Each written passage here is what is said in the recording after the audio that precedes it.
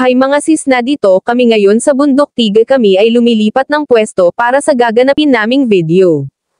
At tingnan nyo ang magandang tanawin na amin nakikita. Maganda dito. Alam nyo ba na dito kami dumadaan dati noong wala pang highway na dinadaan papuntang Kenmuros, kaya ngayon bihira na lang itong daanan ng mga tao. Dahil napapadali na ang papunta at balik, kung iyong nanaisin sumakay ka lang ng habol-habol papunta doon.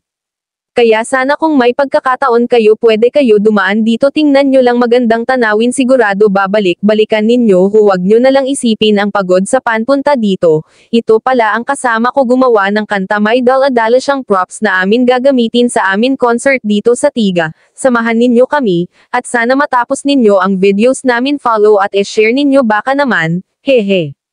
Tingnan nyo naman mga kasama ko, mga pagod sa pagsama-sama sa amin kung saan kami pumunta. Supportive ang mga yan, pero kahit pagod na laban lang para sa gagawin naming content, samahan nyo kami mga sistera. Okay lang mapagod kung ganito naman ang tanawin para ma-relax kayo, pantanggal pagod.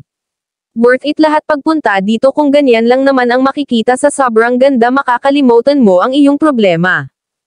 Yan po ang mga kasama ko, nagkalat po sila. Nag-aabang yan para sa gagawin namin concert dyan sa Kugan at nag-practice yung kaduet ko para maging handa na siya pag kumanta na kami. Mga sis, say hi to my vlog. Salamat sa panonood, mga sis. Bye bye na follow, share and like mga kapatid.